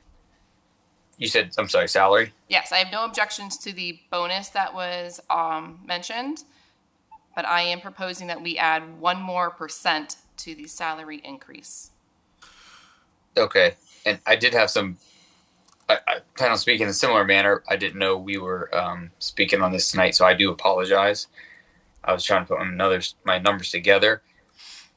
I think my calculation was actually 5.2%, but I cannot tell you why right now because I don't have those in front of me. When we were looking at the comparatives, city managers in Palm Beach County. And so I would, in that case, I would recorrect that 1% to a 5% raise on salary, on his base salary, not including bonus. I'm sorry, Councilmember French, can you repeat that one more time? Sure. Without the detail. So similar to what Councilmember Brandon said, but 5% on the base salary. Yes. So a further increase, 5% base salary. So you want 5 on top of the 5, or yours? Right now, staff is at 5, correct? Yes. Yeah. So you suggested 6. Yes. So what is 1% your higher. suggestion then, Councilmember French? So she's saying 6, I'm saying 10. 10. Oh, so you're adding an extra 5. Yes. Hang on, I'm doing some math. I'll let you do that.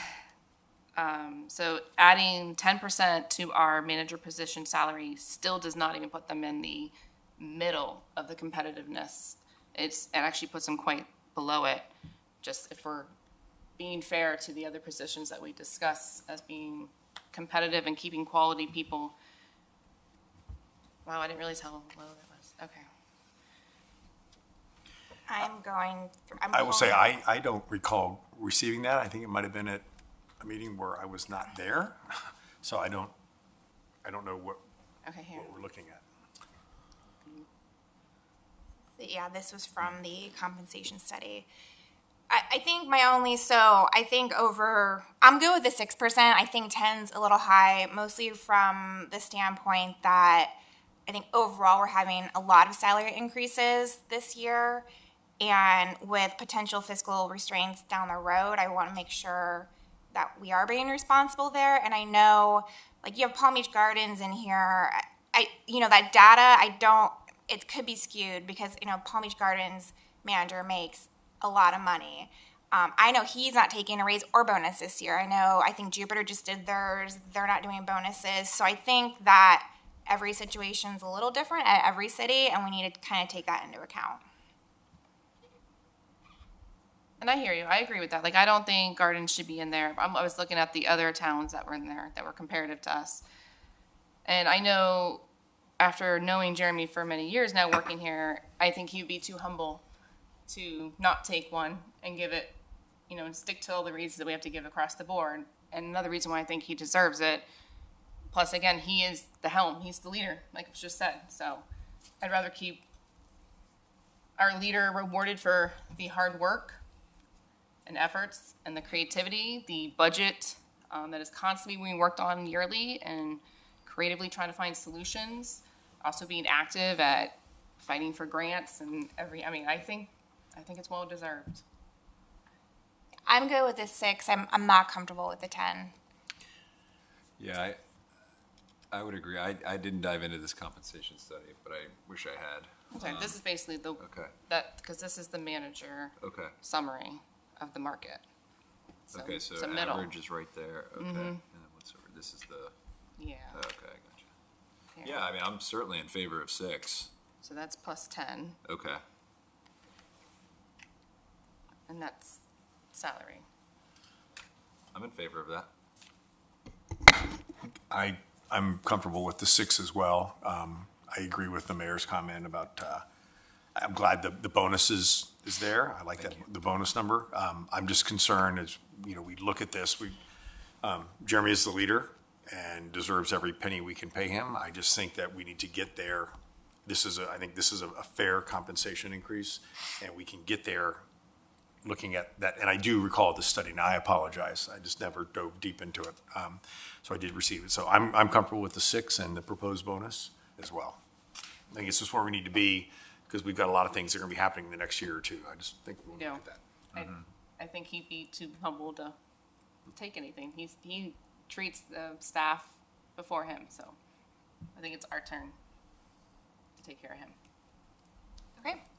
All right, any public comment? Or staff comment? We've been waiting.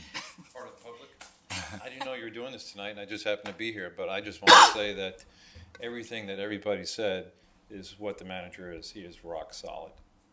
And I'm 43 years now in my professional career, and this man right here is outstanding. So awesome. You'd want to keep him here. Yeah. I didn't even want to say that because I know he'll never leave, but got to keep this guy happy.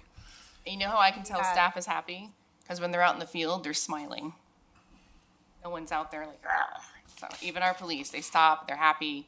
Fire, utilities, they have that grunt work, and they all seem chipper. They wave when you honk at them, so.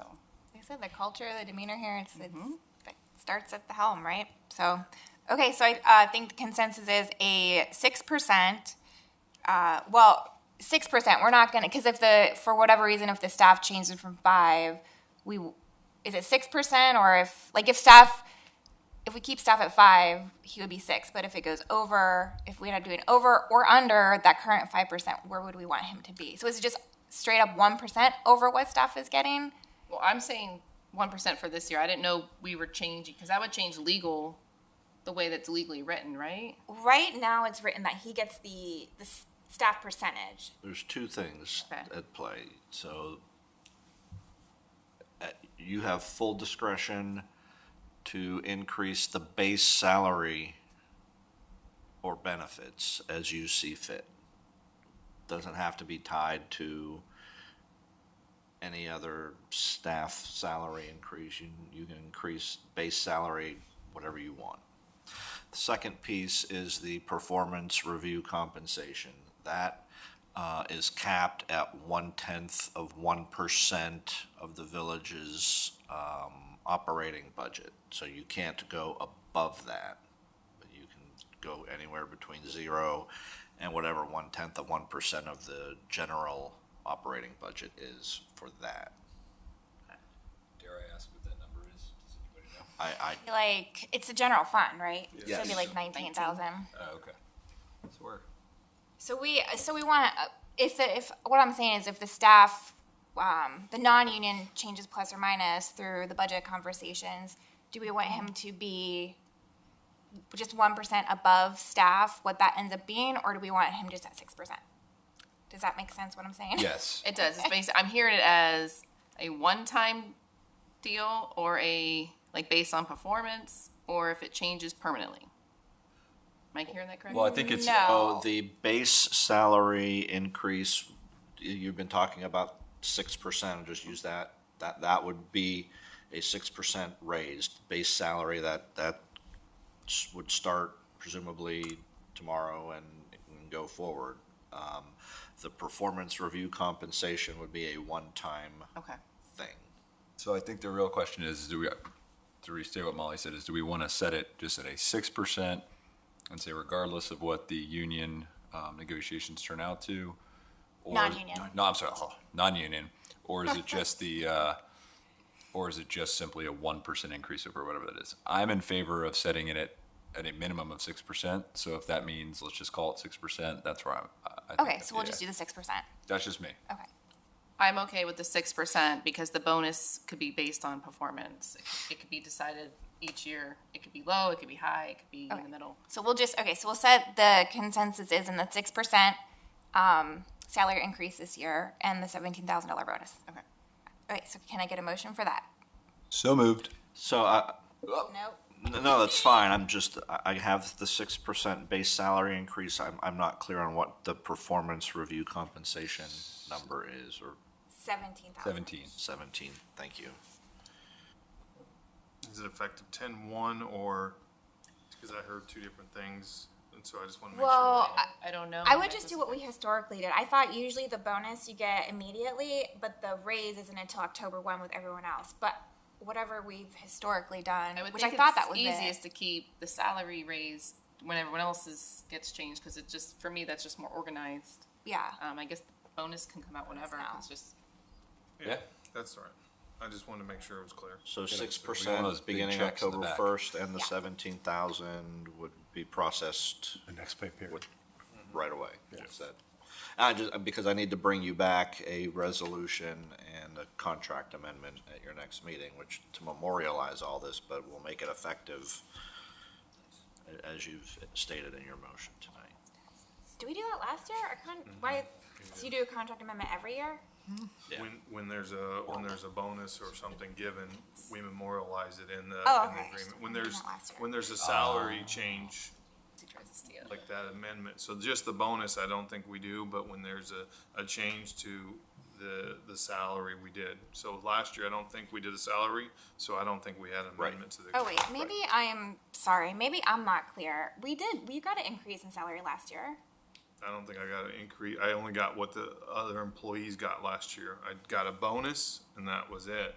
I did not get a salary increase last year, other than what everybody else got, and that's per contract. But that's what we're Already talking written about. into the contract. Oh, but we have to do it because it's above what? Because you're giving me 1% That's above why. what everybody Okay. else is. So if it was just what everyone else is getting, there wouldn't be a contract. Right. Because I'm like, I don't think we did a contract amendment last year. Got it. Thank you for explaining. I think I'd have this down pat by now. It's once a year. True. It's once a year. I didn't mean to interrupt the maker of the motion. I just wanted to make sure that I was getting everything so I could bring the documents back to you next month. Perfect. Okay. All right. We need to make a Okay. motion on that. Yeah. Can I get a motion? So moved. Second. All in favor? Aye. Aye. Hey, any other matters tonight? If I could, I'll give you guys some feedback. You know, I almost turned into Lori Brandon at the beginning of the meeting and got a little teary-eyed and emotional. I appreciate, the positive feedback, support. I'm honored to be here and be part of the village. And, I know we have a great team, and the council's worked really good with our staff, and just look forward to, continuing to try to hit that vision we're all striving for and keep Tequesta. So, just thank you, appreciate it, and, I'm touched, so thank you. Thanks, Jeremy. Okay, any other matters tonight? No. No comments from me. Okay. right, can I get a motion to adjourn? So moved. So moved. Second. All in favor? Aye. Aye. Aye.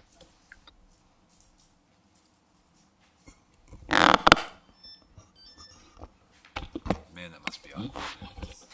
I know. For us. I'm fine. So awkward. It is the awkward process, yes, to do it all in the sunshine. It's really awkward if it's not positive. Yeah, I mean, some cities have Let's that hope